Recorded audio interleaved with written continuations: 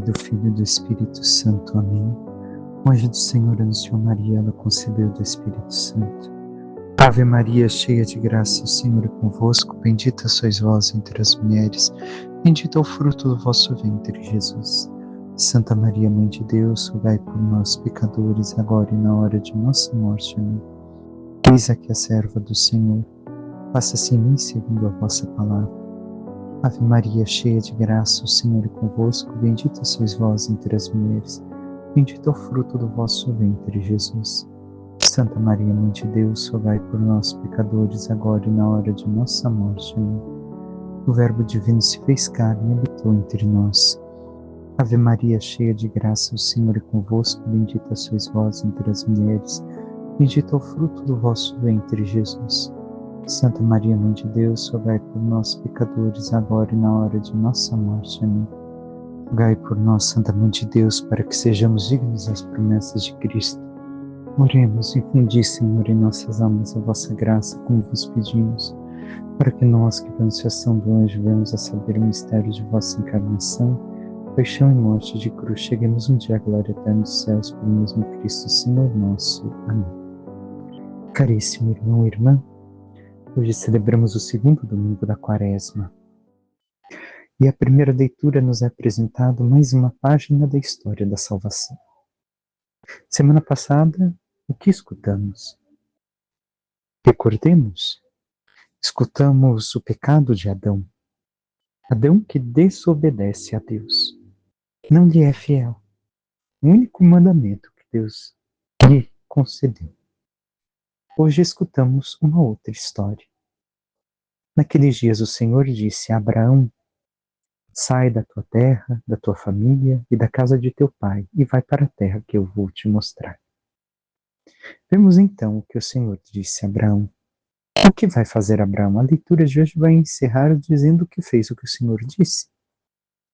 Então, contrapondo o que vimos semana passada, a desobediência de Adão, hoje vemos a obediência de Abraão.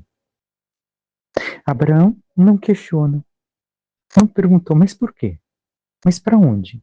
Quanto tempo de viagem? O que devo de fazer? Que coisas tem que levar? Não. Abraão simplesmente fez. E há uma diferença entre os erros de Adão e os erros de Abraão, porque se olharmos, Abraão errou tentando acertar, se esforçando em ser sempre obediente ao Senhor. Adão não. E aqui, o que isto tem a ver com nossa vida? Ora, nossa vida é um caminho rumo à pátria eterna. Recordemos, Deus fez o homem e o colocou no jardim, mostrando que a nossa vida não foi feita para a terra onde nascemos, mas sim para a eternidade. E assim é o que o Senhor fez com Abraão, nos ensinando o caminho da obediência, que vai ser pleno em Jesus, para chegarmos aonde Deus quer nos conduzir. Continua a leitura. Farei de ti um grande povo e te abençoarei. Engrandecerei o teu nome de modo que ele se torne uma bênção. Ora, bem o sabemos. Nós dizemos que Abraão também é nosso pai na fé. E Abraão tem uma multidão de filhos, mas tenhamos em conta que isso também se reflete na vida dos santos.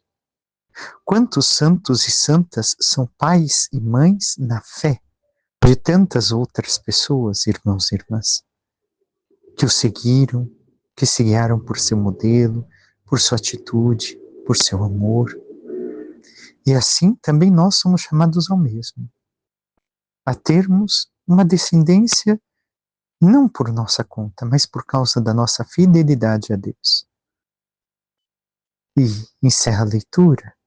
Abençoarei os que te abençoarem, amaldiçoarei os que te amaldiçoarem.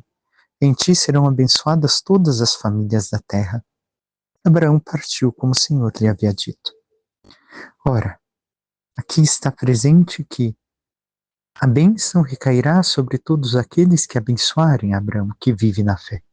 E a maldição àqueles que amaldiçoarem, como um retorno daquilo que fizerem a Abraão. O mesmo sucederá também conosco, na nossa fidelidade ao Senhor. E o quanto temos sido fiéis, o quanto temos sido obedientes à vontade do Senhor. O Salmo 32, 33 nos diz: sobre nós venha, Senhor, a vossa graça, venha a vossa salvação. É isso que nós pedimos, que sobre nós recaia a graça de Deus, a salvação que vem dele. E encerra o Salmo dizendo: no Senhor nós esperamos confiantes, porque Ele é nosso auxílio e proteção. Sobre nós venha, Senhor, a vossa graça, da mesma forma que em vós nós esperamos. Assim devemos de ter esta confiança, e que seguindo os caminhos do Senhor, não importa onde Ele nos conduz, Ele será sempre nosso auxílio e proteção. E o Evangelho de São Mateus hoje nos diz: naquele tempo Jesus tomou consigo Pedro, Tiago e João, seu irmão, e os levou a um lugar à parte, sobre uma alta montanha. Ora, infelizmente a nossa tradução do texto litúrgico iniciou naquele tempo. Mas diz 6 dias depois. 6 dias depois do quê? É uma continuidade daquilo que aconteceu. É um reflexo daquilo que aconteceu. Pedro tomou Jesus à parte e disse: não te acontecerá. Jesus havia falado da paixão. E Pedro e os demais discípulos não aceitavam. Agora Jesus toma consigo Pedro, Tiago e João. Os 3. Por que os 3? Somente porque são os 3 primeiros apóstolos? Não. Porque como uma mãe vê um filho doente e dá mais atenção àquele que está enfermo do que aos outros, aqui acontece o mesmo com Jesus. Recordemos, Pedro, Tiago e João são aqueles que vão, entre aspas, tentar Jesus sobre o seu poder. Então Jesus quer, com carinho, lhes mostrar que não é bem da maneira humana que estão pensando, mas sim curar-lhes a alma. E por isso sobe a montanha. O que acontece na montanha também quer dizer algo a nós, irmão e irmã. Que se nós ficarmos na planície, não viveremos a manifestação de Deus. É necessário que subamos. É necessário que nos encontremos com o Senhor na montanha, onde Deus se revela, onde Deus nos fala. E aqui o caminho único é a oração. Sem ela, não conseguiremos viver este encontro, não teremos esta experiência que o Senhor fale ao nosso coração. E continua o texto. E foi transfigurado diante deles. O seu rosto brilhou como o sol, e as suas roupas ficaram brancas como a luz. Então Jesus se transfigura. Por quê? Para preparar-lhes para aquilo que acontecerá. E o que acontecerá? Sua paixão, morte e ressurreição. Por isso, no segundo domingo da Quaresma, sempre nos colocamos diante da transfiguração de Jesus, nos preparando para este aparente momento de trevas e nos mostrando que vale a pena tantas vezes atravessar dificuldades, escuridões da vida, porque no fundo a luz resplandecerá, a luz de Deus, o sol, o rosto de Deus. E aqui na transfiguração o rosto de Jesus brilhou como o sol. Por quê? Porque o sol era tido o astro mais perfeito existente no universo. E as suas roupas ficaram brancas como a luz. Ou seja, não somente a questão de uma roupa aparente, mas toda a sua ação. Mostra que em Jesus, todas as suas ações, tudo aquilo que ele realiza é realmente divino, apesar de parecer gestos meramente humanos. Por quê? Porque ainda, voltando ao texto que dizíamos de Pedro, ao falar que Jesus não deveria de padecer, para eles era impossível conceber o Messias que se entregasse por amor e morresse por amor. Mas Jesus mostra que este é o caminho. E, assim, mostra tudo aquilo que o seu físico ocultava da sua divindade. Revela quem ele verdadeiramente é para fortalecer-lhes na fé no momento em que chegará a cruz, e que eles não abandonem. O texto segue: nisto apareceram-lhe Moisés e Elias conversando com Jesus. Então Pedro tomou a palavra e disse: Senhor, é bom ficarmos aqui. Se queres, vou fazer aqui 3 tendas, uma para ti, outra para Moisés e outra para Elias. Tenhamos em conta, outro evangelista nos diz que Jesus estava no centro e Elias, Moisés, ao lado, demonstrando que o que é mais importante. Os dois lhes falavam da sua paixão, do que deveria de sofrer, padecer em Jerusalém para ressuscitar. Conversavam sobre tudo aquilo que aconteceria. Mas não somente isso, irmãos e irmãs. Tenhamos em conta ainda mais. Aqui está aquele momento em que tanto esperaram. Moisés queria ver a face de Deus.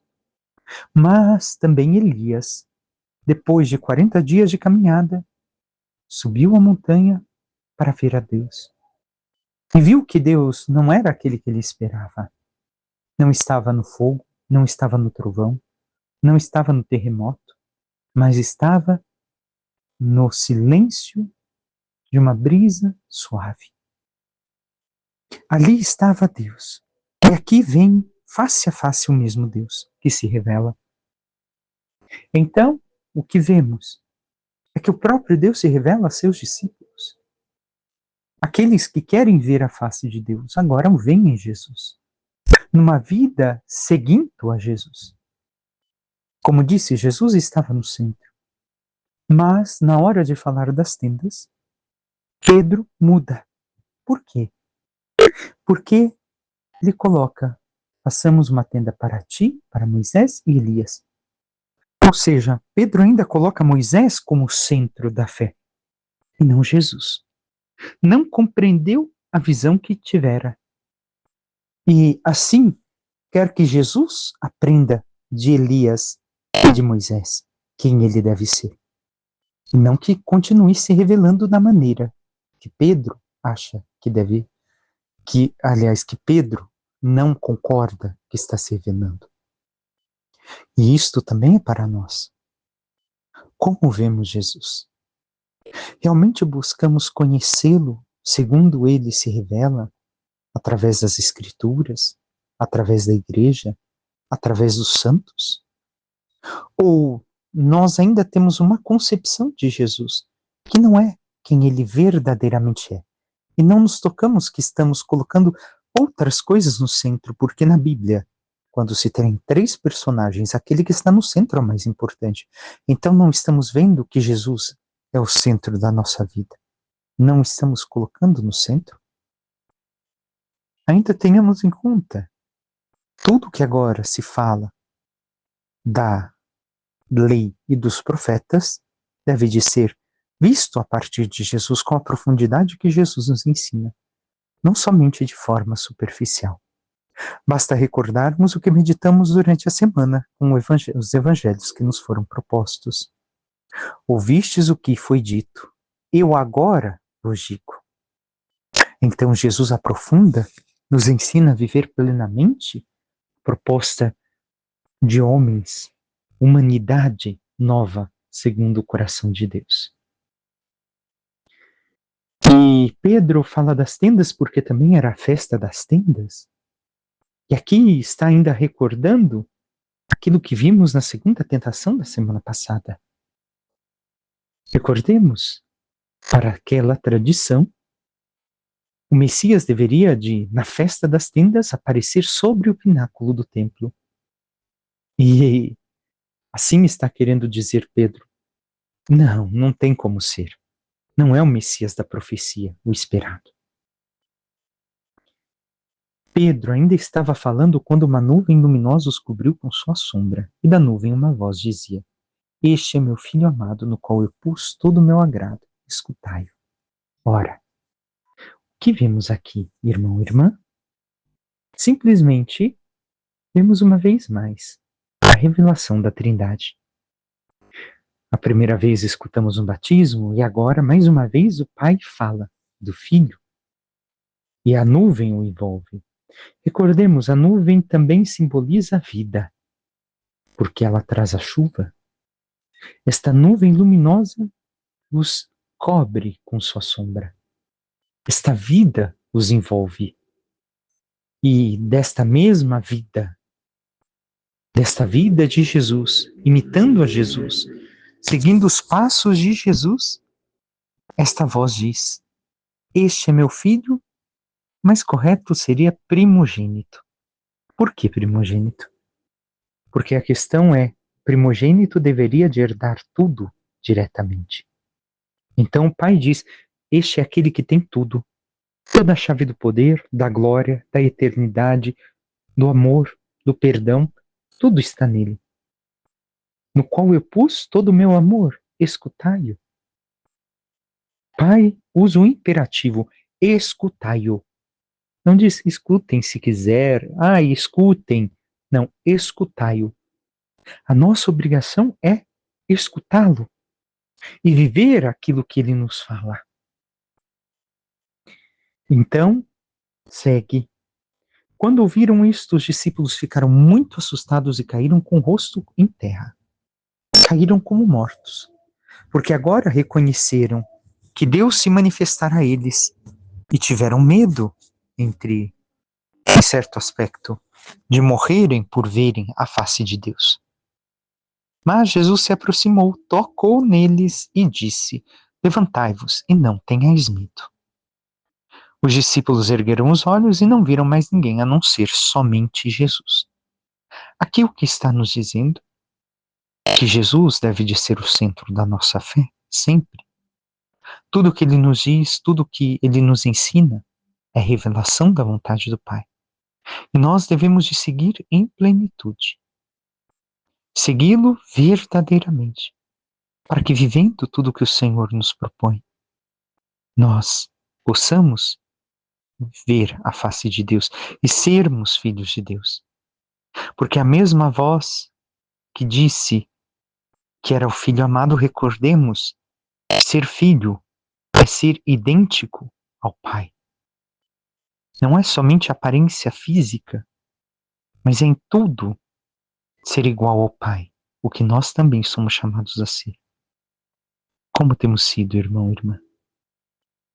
Quando desciam da montanha, Jesus ordenou-lhes: não conteis a ninguém esta visão até que o Filho do Homem tenha ressuscitado dos mortos. Então, o que temos diante de nós? Simplesmente que não podemos ficar o tempo todo na montanha, na oração, na contemplação. Repito uma vez mais o que dizia meu mestre de noviços na formação. Às vezes temos que trocar Deus por Deus. Trocar Deus na ação pela contemplação e trocar Deus na contemplação para a ação. Então devemos de ter um equilíbrio entre a vida de oração e a vida ativa. A contemplativa e a ativa. Devemos de voltar aonde o Senhor nos chama, depois de um encontro com Ele, mas levar a sua presença. Não somente recordar, na oração foi ótimo e tal. Como esta oração se manifesta agora na minha vida? O que ela muda no meu modo de ser, de agir, de falar?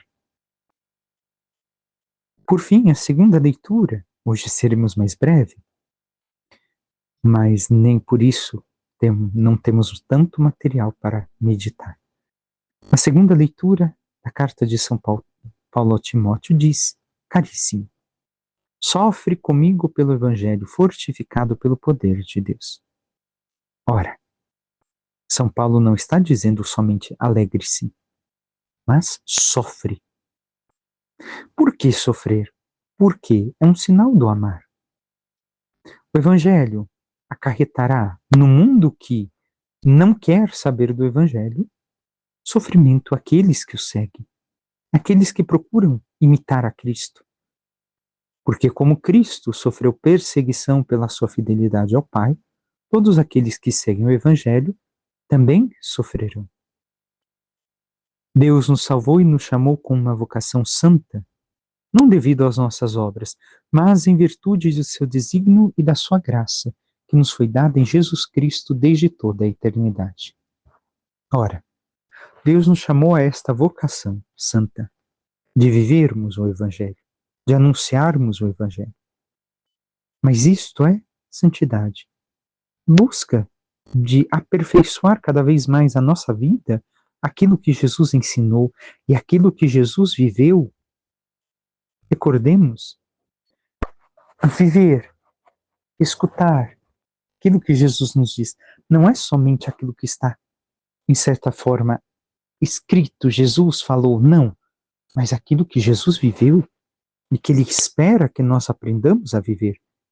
O amor sem medidas, o perdão sem medidas, o imitar a bondade do Pai para conosco, também para com os demais, e assim sucessivamente. Assim caminhamos e crescemos na santidade, para que, sendo fiéis ao Senhor na santidade, possamos também um dia chegar à mesma glória que Jesus. E encerra. Esta graça foi revelada agora pela manifestação de nosso Salvador, Jesus Cristo. Ele não só destruiu a morte, como também fez brilhar a vida e a imortalidade por meio do Evangelho.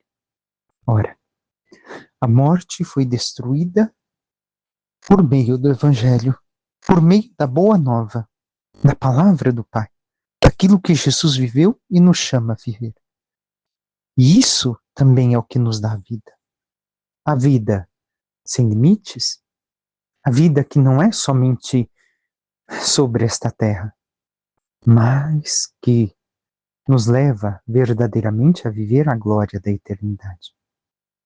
Irmão e irmã, como temos vivido a nossa vida?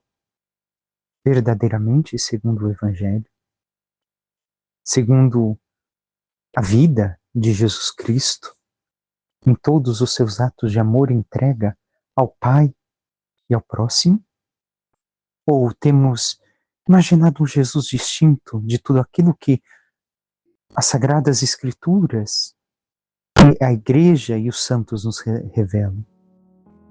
Caso estejamos, necessitamos retornar a este encontro com o Senhor, uma vida íntima de oração, para que, reconhecendo tudo aquilo que Ele nos ensina, possamos verdadeiramente imitá-lo e merecer assim um dia a sua glória. Peçamos à Santíssima Virgem Maria, nossa Mãe, que interceda por cada um de nós e nos ajude cada vez mais vivermos tudo aquilo que o Senhor nos fala, através da oração, da palavra, dos sacramentos, para que, vivendo cada vez mais a santidade, possamos ser um outro Cristo na terra e chegarmos um dia à glória dos céus. Louvado seja nosso Senhor Jesus Cristo, para que sempre seja louvado. Por intercessão da Santíssima Virgem Maria, de todos os santos e anjos de Deus, desça sobre vós, vossas famílias e tudo que vos pertence a bênção de Deus Todo-Poderoso, Pai, Filho e Espírito Santo. Amém. Um santo e abençoado dia a todos.